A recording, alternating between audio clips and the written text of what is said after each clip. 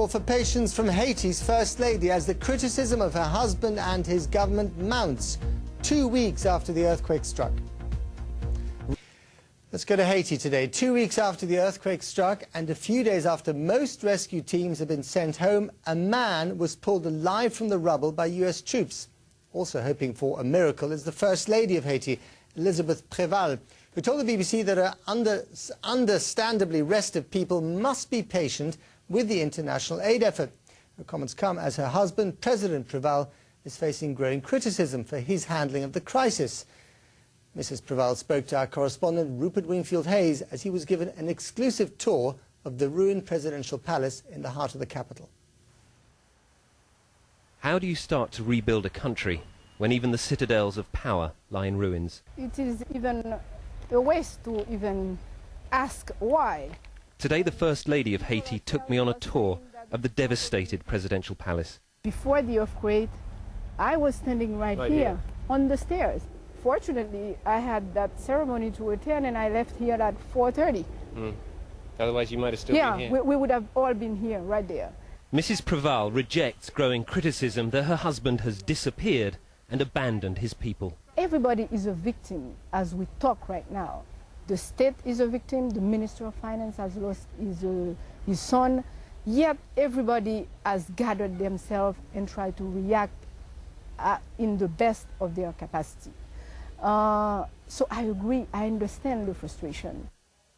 That's of little consolation to the hundreds of thousands still living in the open. But outside the fence, literally a stone's throw from the presidential palace, this is the reality of life for most people in Port-au-Prince. These people are living in complete squalor, and they've told us they feel like they've been forgotten by their government. When we voted for the president, we voted for change, this man says, and for a better country. But we just don't have that. Preval has done nothing, this woman says. He's not in charge of our people. The riots and the stealing, that's because people have lost hope. It's their last resort. We've been left to fend for ourselves, says this man. We haven't even been given tents. We've had to use our own sheets. One needs to understand, with this size of a catastrophe, it's very difficult to react immediately and actually satisfy everybody. But just a few hundred meters away, this was the scene today outside a UN food station. The remarkable patience shown by the Haitian people so far is wearing very thin. And Rupert joins us now live from Port-au-Prince with more on where the city stands 2 weeks after the earthquake. Rupert, the people of Haiti have never been too thrilled with any government they've had long before the earthquake. How angry have they become with what they call the mismanagement of this crisis? I think there is growing frustration. As you say, people don't have much expectation of their government here, and it is extraordinary the patience and the resilience of the people who are living still completely out in the open. They seem to still be patient. They do think that aid is coming down the road, but there are things that could tip things the other way. For example, it looked like it was going to rain here this afternoon, and there is talk of more rain later in the week. And I think if we do get heavy rains here and there are still hundreds of thousands of people out on the streets living in the open, then the frustration could turn very quickly to anger, and things could boil over quite seriously. And Rupert, when I was there last week, I mean, there was very much the immediate need of food, water, medicine, you know, immediate shelter. But are people beginning to wonder what on earth they're going to do in their city 2 months, 3 months, a year down the road? Absolutely. I mean, I think those immediate needs still need to be fulfilled, particularly shelter. The First Lady today said that they need 200,000 tents. But the job of rebuilding this city is so massive, it's almost too much to comprehend, and people don't know. They literally don't know how they're going to rebuild their lives. There is a lot of concern and there's a lot of suspicion.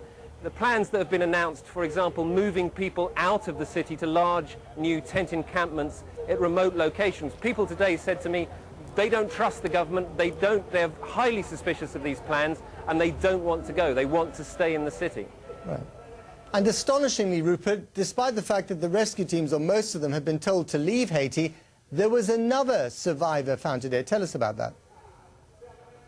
Yes, this is a report from the US Army. We haven't been able to independently verify it, but it appears that the US military pulled a man from the rubble this afternoon here alive 14 days after the earthquake. It's not clear whether he was caught in the original earthquake or an aftershock, but it's still remarkable that 14 days in, anybody is still being pulled alive. There's also another unconfirmed report that a phone call came 2 days ago from the basement of another building from a woman saying that she's still alive in the basement of the building. They're going through the rubble now. They haven't found her yet, but there is still hope that more people may be found alive here.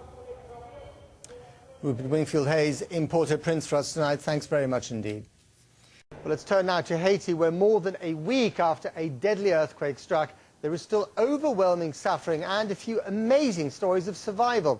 This remarkable scene happened late last night when a 10-year-old girl and her 8-year-old brother were pulled from the rubble of a collapsed building. Both were dehydrated, but otherwise well, and at least one of the children was strong enough to visibly celebrate the rescue. These two more survivors were dug out today. Early this morning, a powerful aftershock rattled Haiti, sending terrified residents running into the streets and complicating already delicate rescue efforts. The BBC's Orla Guerin is in Port-au-Prince and filed this report on the continuing struggles of the people of Haiti.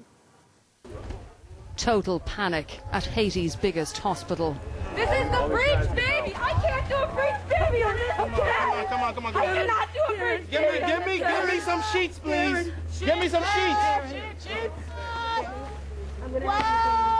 This is Milan, in labour, outside, because of a terrifying aftershock. What kind of bag? Like Well, the staff here are really fighting against the odds, trying to operate in incredible conditions. They're out here in the open air. This woman is trying to give birth, and the baby is in the breech position. Milan was taken through the rubble to a temporary operating room and safely delivered her first child, a baby girl. Nearby, another woman had just given birth, a child born into chaos. We just had a birth right now. We had to evacuate. We heard the noise and everybody, it was a complete panic. Everybody starting running. We starting bringing the patient. Everybody was helping. And here's the young lady now just having birth, a beautiful baby boy. And the boy is okay? The boy is fine. The boy is fine. Another cry for help for a young woman who collapsed. Yes, where's the BVM? She was revived and given a stretcher for a bed. Yes, the bed. Okay.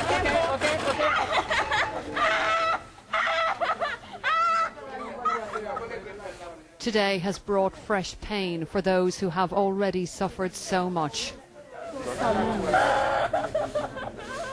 And for all the promises of help, for all the donations made abroad, volunteers here don't even have the basics.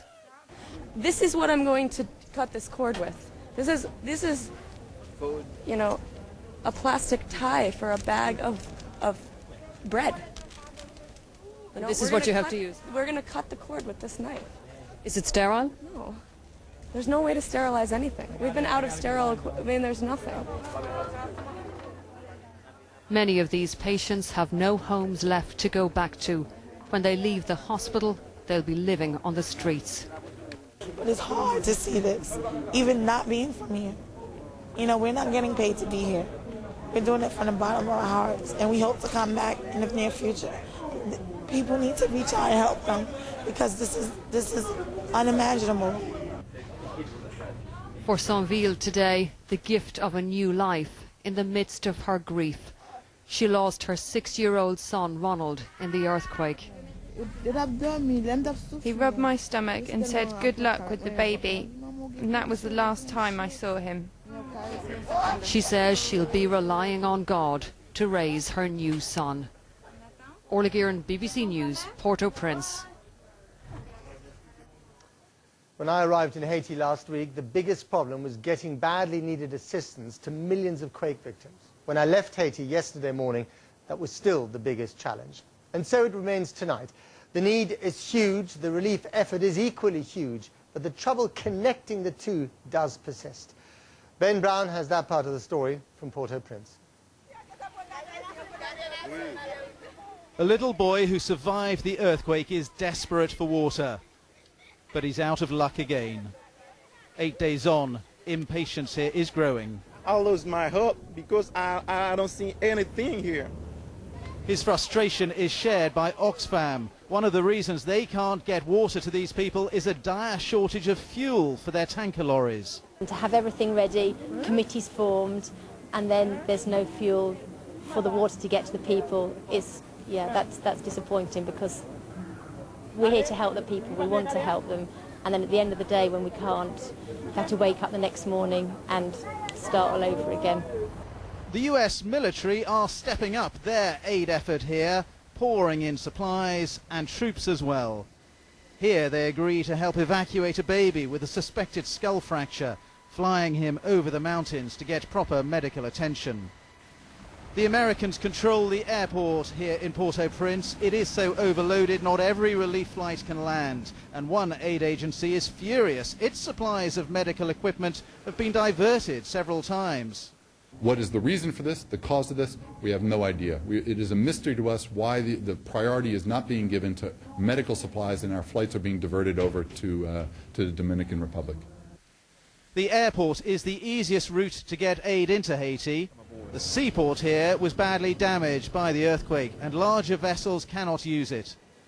The Canadian military are trying to open up a second airport at Jacmel. The other option for bringing aid in is overland from the neighbouring Dominican Republic. But when a BBC team travelled on that road, which is in good condition, they found it largely deserted, with no sign of the aid convoys you might expect.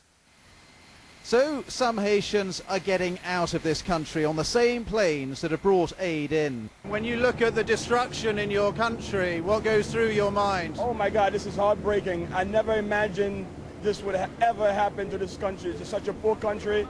For this to happen, God must have a different plan for us. This man lost his child and his hope, and he fears that Haiti may never be the same again. Jane Brown there. And for the very latest on the relief effort, we can now go to our correspondent on the ground in Port-au-Prince, Christian Fraser. Christian, you spoke to the people running the relief effort today. How did they answer the criticism that we've heard from so many different parts? Well, I think they're painfully aware, Matt, of the concerns that there are and the concerns that are growing, as you were hearing from Ben there, particularly among the smaller aid agencies, that things just aren't getting out quickly enough. We've been speaking to the person that's heading up the press operation for the Joint Task Force, and let me just address some of the issues. First of all, this idea that the MSF, this is Médecins Sans Frontières, one of the big health agencies, wasn't able to get its essential supplies in over the last 24 hours. They say they were diverted to Santo Domingo. The response was that they had 164 flights that landed at this airport yesterday. Now that's up from 13 flights a day before the disaster. This is not a runway that is designed for an operation of this scale, and that number is increasing every day. They say that we're not turning any flights away, it's just that there's not enough room on the apron of the runway to deal with the number of flights that want to come in. In terms of boots on the ground, the number of troops that the Americans are sending in, some criticism that it's been too slow. Well, they say they've got 2,000 troops here tonight. We've seen the Humvees driving out of the airport just an hour ago, 9,000 troops on the ship. But they make this point that after all the speculation about the looting, the environment in Haiti at the moment is stable and they don't have any major concerns over looting as we speak. But as you were hearing from Ben, that could change with the exasperation and the frustration that there is out on the streets. And just finally, as a footnote, these worst cases in the hospital that you were seeing in Ola Gurin's package, well, they now have the USNS ship Comfort, which is now in the region.